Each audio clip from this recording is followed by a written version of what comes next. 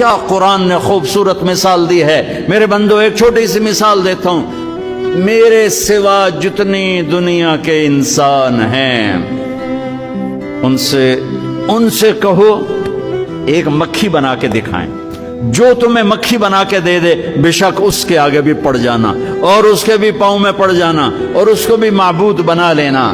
اور اگر ساری کائنات کے انسان، انبیاء، شہداء، اولیاء، صدیقین، واعظین، ناصحین، سائنسدان ایک مکھی تو کیا مکھی کا پر نہیں بنا سکتے، تو پھر مجھے چھوڑ کے کیوں بھاگتے ہو؟ اللہ کسی شخص کو اس کی طاقت سے زیادہ کا ذمہ دار نہیں بناتا۔ اچھے کام کرے گا تو اس کو ان کا فائدہ ملے گا، برے کرے گا تو اسے ان کا نقصان پہنچے گا۔ اے پروردگار، اگر ہم سے بھول یا چوک ہو گئی ہو تو ہم سے مواخذہ نہ کیجو۔ اے پروردگار، ہم پر ایسا بوجھ نہ ڈالیو جیسا تو نے ہم سے پہلے لوگوں پر ڈالا تھا۔ اے پروردگار، جتنا بوجھ اٹھانے کی ہم میں طاقت نہیں اتنا بوجھ ہم پر نہ رکھیو، اور اے پروردگار ہمارے گناہوں سے درگزر کر اور ہمیں بخش دے اور ہم پر رحم فرما۔ تو ہی ہمارا مددگار ہے، سو ہم کو کافروں پر غالب کر۔ اور کسی شخص میں طاقت نہیں کہ اللہ کے حکم کے بغیر مر جائے۔ اس نے موت کا وقت مقرر کر کے لکھ رکھا ہے، اور جو شخص دنیا میں اپنے اعمال کا بدلہ چاہے اس کو ہم یہی بدلہ دے دیں گے، اور جو آخرت میں طالب ثواب ہو اس کو وہاں اجر عطا کریں گے، اور ہم شکر گزاروں کو ان قریب بہت اچھا صلہ دیں گے۔ اے رب ذوالجلال، عدل و انصاف قائم کرنے اور رحم فرمانے والے، میں بے بس ہوں، غمگین ہوں، تنہا ہوں، مجھے اس فانی دنیا میں اپنی رحمت سے کبھی دور نہ رکھنا، مدد فرما، رحم فرما۔ باپ کے پیار کی یہ شان ہے کہ باپ کا بس چلے تو وہ اپنی عمر بھی کاٹ کے اپنی اولاد کے نام لکھ دیا کرتا۔ یہ باپ کا پیار ہے، میں حدیث سنا رہا ہوں آپ، یہ باپ کی محبت کا عالم ہے کہ اس کا بس چلے تو عمر کاٹ کے اولاد کے کھاتے میں درج کرا دے۔ کہاں سے لاؤ گے وہ زاویہ؟ دنیا میں واحد شخصیت باپ کی ہے، باپ کی جو محنت خود کرتا ہے پر اپنے لیے نہیں کرتا، جو کما کے لا کے اعلان کر کے اولاد کو کہتا ہے پتر آپ کا یہ سارا کچھ۔ میرے نبی پاک صلی اللہ تعالی علیہ وسلم نے فرمایا شعبان میرا مہینہ ہے، رمضان میرے رب کا مہینہ ہے۔ اتنی برکتوں والا مہینہ، اتنی شانوں والا مہینہ ماہ رمضان، آپ نے کچھ باتوں کا بڑا ہی خیال رکھنا۔ ایک تو آپ نے کوشش کرنی ہے نمازیں ذوق کے ساتھ پڑھی جائیں، یعنی ایک ہے کہ اوہو ٹانگیں نہیں اٹھ رہی اب تراویح کا ٹائم، نہ نہ نہ، اس میں کجی ہے، اس میں تھوڑا سا نا ذوق کی کمزوری ہے۔ اٹھنا ہے تو شوق سے اٹھنا ہے، بھاگ کے اٹھنا ہے۔ آپ نے مسجد کے ساتھ دلچسپی پیدا کرنی ہے، کوشش کرنی ہے مسجد کی صفائی بھی رمضان میں ہمارے ہی سے ہی آئے، اپنے اپنے علاقوں کی مساجد کی صفائی، نماز شوق سے پڑھنی ہے، شوق سے۔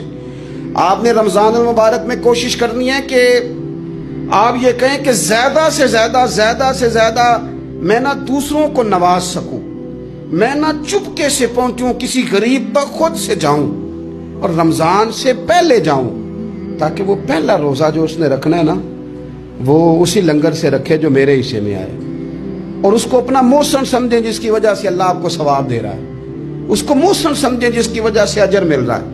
اور کوشش کریں کسی کو کپڑا جوڑا سوٹ دینا ہے، کسی طالب علم کو، امام مسجد کو، کسی غریب کو، کسی بوڑھی اماں کو، اپنے کسی چچا کو، اپنے دادا کو تحفہ دینا ہے تو وہ بھی شروع رمضان میں دے، تاکہ وہ آسانی سے سلا لیں، سلا کے پہن لیں۔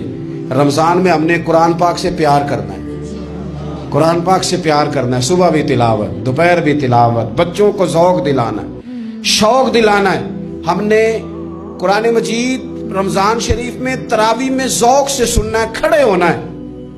پھر رمضان المبارک کے اندر احساس ہم نے بہت زیادہ پیدا کرنا ہے، ہم نے دیکھنا ہے کہ میں کس جگہ میری ضرورت ہے، میں کس طرح کر کے کام آ سکتا ہوں، وہاں اپنی خدمات کو پیش کرنا ہے۔ پھر اس سے آگے آپ بڑھیں گے۔ رمضان شریف کے اندر سحری میں اٹھنا تو ہے نا جی، دہی لینے بھی جانا پڑتا ہے، دودھ لینے بھی کئی دفعہ جانا پڑتا ہے، تو اٹھنا تو ہے۔ تو ایسا نہ کریں کہ 10 منٹ پہلے اٹھیں، اٹھ کے پہلے تہجد کی نماز پڑھیں، وہ نماز جس کے بارے میں میرے نبی پاک علیہ السلام نے فرمایا جب بندہ تہجد کے لیے کھڑا ہوتا ہے تو رب اسے دیکھ کے مسکراتا ہے جو اس کی شان کے لائق. باقی نمازوں پہ ثواب ہو رہا ہے, تہجد کے وقت اللہ مسکرا رہا ہے. اور حضور فرماتے ہیں اگر جوان آدمی تہجد کے لیے اٹھے تو رب فرشتوں کے سامنے فخر فرماتا ہے. تو تہجد کی نماز ہر روز موقع ہونا ہے, اٹھنا ہی اٹھنا ہے. شہری کے لیے تو اٹھنا ہی ہے, تو وہی وقت تہجد کا ہے. خوب تہجد کی نماز پڑھنی.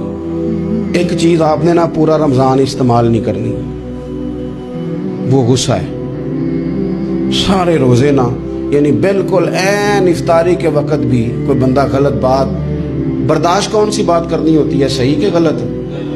صحیح کو تو برداشت کرنے کی ضرورت ہی نہیں ہوتی, برداشت کرنی غلط بات ہوتی ہے.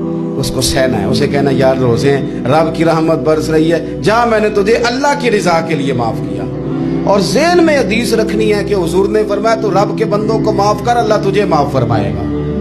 رمضان شریف میں اور سعادت کے ساتھ اور پیار کے ساتھ, اور غیبت نہیں کرنی کسی کی بھی, کسی ادارے کی نہیں, کسی بندے کی نہیں, غیبت نہیں کرنی. آپ کو حدیث میں ملے گا کہ نبی پاک علیہ السلام نے کچھ بیویوں سے کہا تھا کہ تم نے تو روزہ توڑ دیا ہے اور تم نے حلال کے ساتھ رکھا تھا, حرام کے ساتھ توڑ دیا. یا رسول اللہ کس طرح؟ فرمایا غیبت نہیں کی تم نے, مردہ بھائی کا گوشت نہیں کھایا.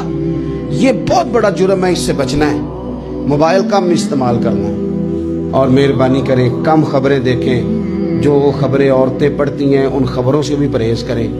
کوئی ہم نے بڑا سال 11 مہینے سیاسی تبصرے کر لیے, کیا انقلاب آیا پھر ملک؟ تو رمضان کا مہینہ سیاسی تبصرے رہنے دیں. زیادہ وقت مسجد میں گزاریں, زیادہ وقت اللہ کے گھر میں گزاریں, زیادہ ٹائم آپ تلاوت قرآن پاک میں, استغفار میں, درود شریف میں گزاریں. ایک دوسرے کے ساتھ پیار کریں, ایک دوسرے کے کام آئیں. اے خالق کائنات, آئندہ جمعہ رمضان میں آنے والا ہے. اللہ امت کی خیر فرمانا, کشمیر کے مظلوموں کی خیر کرنا, برما کے مجبوروں کی خیر کرنا. پاکستان تیرے نبی پاک علیہ السلام کے نام پر, کلمے کے نام پر بنایا گیا وطن ہے. اللہ اس میں دین کا جھنڈا نافذ فرما دے.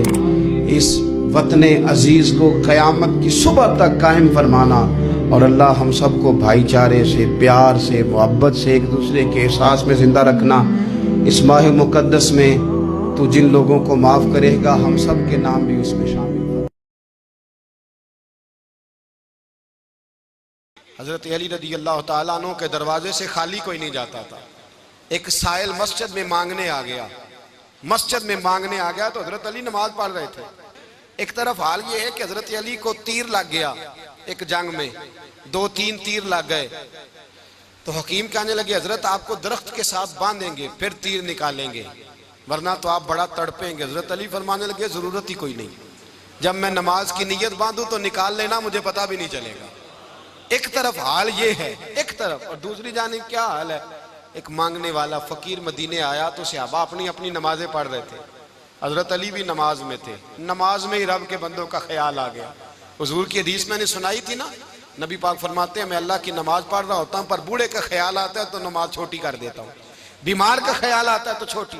حضرت علی کہتے ہیں مسجد میں آ کے پکارا تو میں نے سلام بھی پھیرنے کا انتظار نہیں کیا, میرے پاس چاندی کی انگوٹھی تھی, میں نے فوراً اتاری اور نماز کے دوران ہی میں نے اس کی جانب پھینک دی. فرماتے ہیں اس سائل نے جا کے حضور کو بتایا, حضور آج میں مسجد میں گیا ہوں, سب نماز پڑھ رہے تھے, کچھ ملا نہیں. حضور نے فرمایا وہاں علی نہیں تھے؟ حضور تھے. فرمایا پھر کچھ ملا؟ کہا حضور اس نے تو نماز پڑھتے پڑھتے بھی سخاوت کر دی ہے, نماز پڑھتے پڑھتے بھی سخاوت کر دی.